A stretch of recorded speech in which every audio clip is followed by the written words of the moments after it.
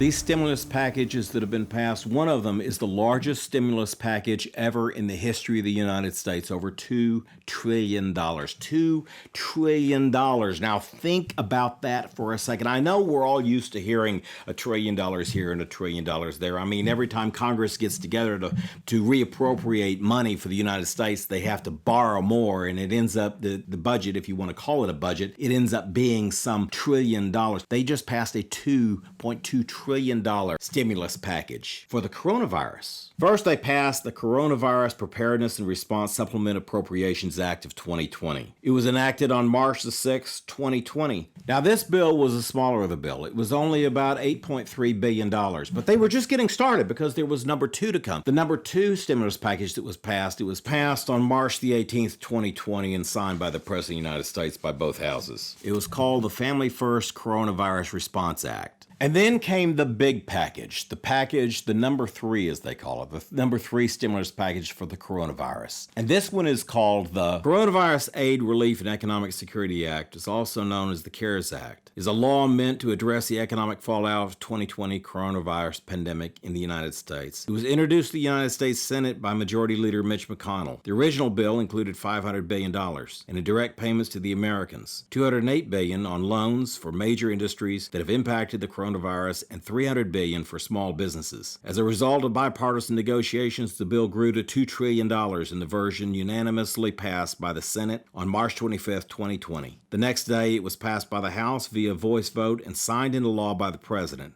Now, that third one passed, like I said, is the largest bill ever passed. Before that, there was one passed in 2009. The third one, to me, was more like a Christmas tree because the Democrats all got together and they decided, oh, look, it's Christmas time. It's time to ask for everything that we didn't get before. We can slip all kinds of things in. And then if the Republicans protest about it, then we'll simply cry foul. We'll say, well, the Republicans don't care about people. The Republicans want people to die. So naturally, if the Republicans wanted to get what they needed to get for the people, the Democrats come in and say, well, we want this and we want this and we want this. This is the one where they threw in money for the Kennedy Center. They threw in money for PBS. They threw in more money for abortion. More on abortion in a little while. Now, here's the question for the day, all right? Now, think about this for a second. You got your Democrats, and your Democrats would just prefer the economy to crash and everything to be plowed into the ground just to get Donald Trump out of office. Whatever it takes to get Donald Trump out of the office, the Democrats will do it. If it means impeaching him, they'll impeach him. If it means opening up a Mueller investigation and saying there was coercion between the Russian government and him,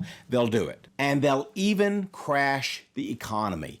They will push the nuclear button. They will destroy everything if you let them, just to get Donald Trump out of the office. But mainly, it's not Donald Trump that they despise so much.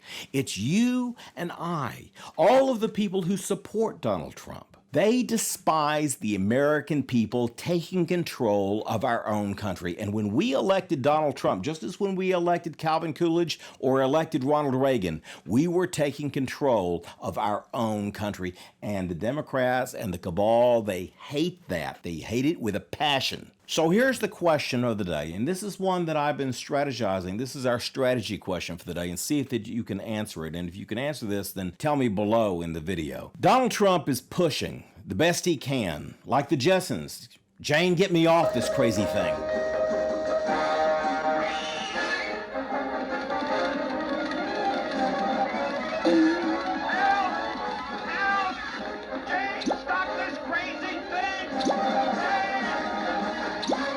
He's trying to push us to reopen things. Now, he can't just come out and say, this is all a hoax, this is ridiculous. He can't do what I'm doing. I can do that on this YouTube channel. The president can't do that. He's the president of the United States. He has to maintain a certain balance between the people. So the president can't just come out and announce that, hey, tomorrow it's open. Now, he tried to push for Easter, for us to reopen everything and get back to our business and still care for the sick and care for the dying and try to attack this virus the best we can, but let's get things back in motion. Let's go back to work. Let's go back out to eat. Let's reopen the schools. He's trying to do that. And of course, they pushed him back. The Republican Party, I believe, this time pushed him back to the end of the month in April. The president, if you notice his tweets, if you listen to his speeches a little bit more, he's pushing and pushing and pushing to at least get things open up in April. Now, a lot of Democrats, especially the Democrats in some of these states, these governors, they want to close everything down until June. Some of them want us closed till July. Some of them want us to stay closed till August, and no doubt the Democrats wouldn't love and be excited to be closed all the way until after the general election in November. In the meantime, they want to destroy every ounce of our society. They want to destroy every ounce of our economy. They want to take us down to zero, whatever it takes to take Trump out. That's what they want. And we're buying into it. We're buying into it because we've listened to the media, which we shouldn't have, because they always lie to us. The media is like the snake in the Garden of Eden. They've lied to us, but we're all like Eve. We're listening to the snake now, and we're saying, oh, what do you say? That apple I can eat, or I can eat of the tree of knowledge, and it's okay? And we're listening. We're buying into those fears, and we're buying the fruit that the Democrats are selling us. And they sold it to enough of our Republicans, so this is the big question. Trump is going to try to reopen things for us, and the Democrats are going to fight him like hell. And you can already see this in some of the tweets and some of the speeches being made that we need to be cautious, and we need to stay shut down, and we need to flatten the curve, as if we could. I mean, let's face it, to knock this thing out, we'd have to be closed for the next 3 years. And that would break the backbone of everything. That'd send us back to the Stone Age. It's ridiculous. Folks, people are gonna die. People die every day. We just have to face up to it. Stop being cowards and face the fact that every single one of us is going to die sooner or later, and deal with it. Like I said in the very beginning of this, I'm going to go over a few more of the numbers that we have here. Now listen to these numbers. Every year we lose 142,000 to stroke. We lose 635,000 to heart attacks. We lose over 600,000 every year to cancer. We lose 155,000 to COPD. And we lose over 50,000 people to kidney failure. And all of those that I just mentioned are also related to being obese and unhealthy. I don't see us closing down the fast food restaurants because this amount of people die every year. I don't see a big panic over that. We all know that not eating healthy and not working out can be detrimental to all of our health. Yet, do we do anything about it? We do. And I'm not advocating that we should do anything about it. People have their own choice. If people want to eat themselves to death and commit suicide that way, then that is their business. That's their prerogative. If somebody wants to put a gun to their head, then put a gun to your head. Go ahead. Get out of the way. For those that want to live, those that want to live healthy, those who want to eat right, those that want to build a life, and those that want to build an empire for their family, for their children, or their grandchildren. Go ahead. Get the hell out of the way. We lose 45,000 to suicide every year. And there's some talk about trying to have suicide prevention. And I just said, if you're going to put a gun to your head, then kill yourself. Go ahead. I'm not a big suicide prevention guy. If somebody wants to kill themselves, be my guest. Kill yourself. I don't have any sympathy at all. 98,000 die of the wrong medication. They simply take too much or the wrong medication, or perhaps they're prescribed the wrong medication. Think about that, 98,000. But we're not trying to shut down a lot of doctors because they prescribe the wrong amount. Yeah, we regulate drugs, but we don't shut the drug companies down. We don't hold them at full liability for that 98,000. And another 98,000 die from infections. Infections they receive at unsanitary hospitals. I had an uncle that recently died for this very reason. So this happens all the time. 98,000 people die from infections they receive in hospitals. It's more dangerous to go to the hospital than it is to stay at home. I advise all of you to stay at home. Do not go to the hospital. And then you have accidents. 38,000 people on average die in automobile accidents. And like I said in the last film, we don't suggest shutting down the auto industry. We don't talk about riding bicycles instead of our cars. We don't talk about shipping our goods by hitching up a team of horses and pulling a wagon to market anymore. Yet 38,000 die in automobiles on average. And then another 36,000 die of simply falling. And usually that's the elderly for the most part, maybe some young, but they just fall. They fall down. They trip on something and they fall down. Imagine that. 36,000 people die of falling every year. But we don't ever talk about that. These are numbers that we don't talk about because we feel like a lot of these cases that we can't do anything about it. And the drug overdoses go to 70,000 deaths. 70,000 deaths. Now, I'm not sure if this figure, 70,000 deaths, includes all of the illegal drugs or legal drugs. I don't know. But it's 70,000 overdoses. How's that war on drugs going for us? And according to the CDC, every 48 hours, over 500 people die in this country. Think about that. In 48 hours, 500 people die in the country. But we don't stop the economy for this. And then you come to abortions. Over 600,000 people are aborted annually in this country. 600,000. Do we try to stop abortions? No. Do we try to reverse the laws on that? No. In fact, instead of doing that, we fund Planned Parenthood. We fund abortions. Now, I've got a whole film I want to do on abortion, so I'm not going to go off the handle on this one, but let alone just remember that 600,000 people die. 600,000, oh, I know, they're not humans, they're not babies, they're fetuses, they're tumors in women, and women have the right to their body, and they can tear whatever they want out of their body, unless they want to whore themselves out, and then it's not their body anymore. They can't sell their body, but they can tear whatever the hell they like out of their body, and with no satisfaction or permission from the father at all. Just rip the baby out.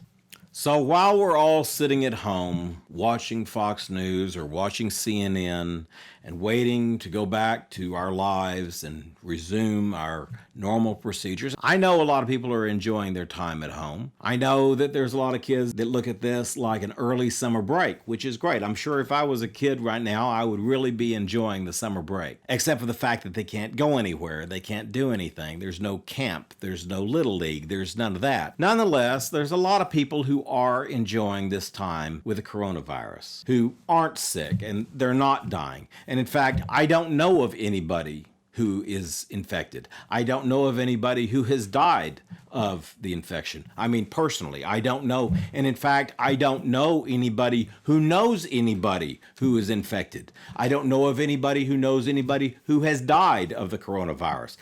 Again, I'm not saying that it doesn't exist. I'm not saying that people haven't died. I'm not saying that people aren't infected. I'm simply saying that I don't believe the numbers. So as you're sitting at home and you're contemplating all of these things and you're getting bored out of your wits, and have you noticed the amount of people that have to go through the drive-through? I mean, this is a testament to the fact that America doesn't know how to cook anymore. I've been eating all of my meals at home simply because it's more convenient for me.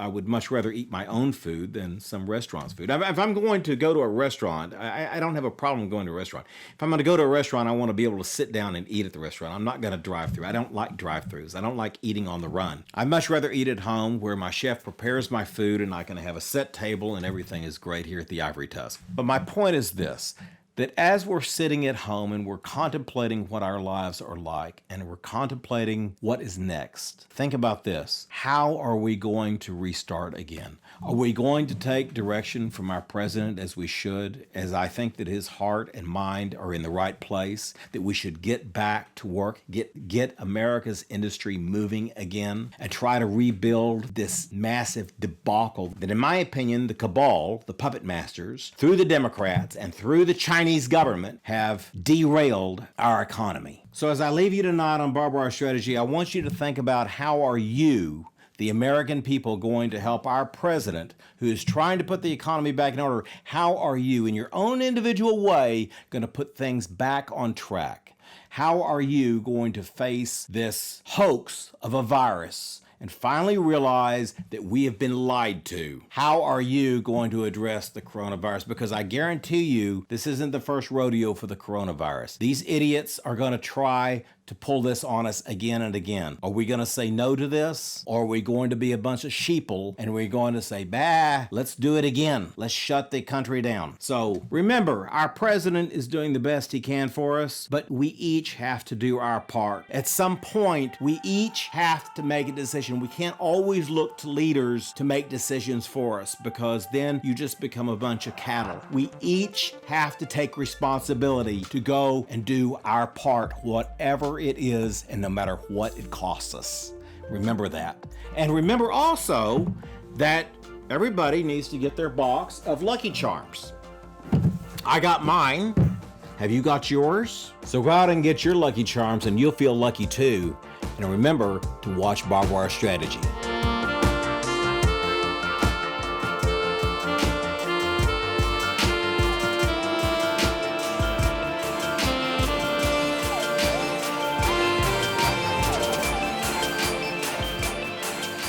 If you like this show, then you like all the shows we have on Barbed Wire Strategy, because we have travel shows and we have politics shows and we have the cigar shows and I personally love the cigar shows. But join us next time on Barbara Strategy, and don't forget to subscribe and like. And you need to subscribe because subscribers are harder to come by than hen's teeth. Help me and the Donald out and subscribe and like our channel. And also, don't forget to eat your Lucky Charms. They're good for you, they've got lots of vitamins and minerals, and they're hard to get, especially in the coronavirus thing. And also remember, every now and then we take a call from the President of the United States or the Queen of England. Oh, here's the President now. Hey, listen, I'll talk to you later. We'll see you on the next Barbed Wire Strategy. Hello. Hello, Mr. President. How are you doing? How are you? How you doing? Okay? Just fine. You see what's going on now? You're not going to be forgetting about this. We closed things up. We had no choice. It's pretty vicious out there. Let's see.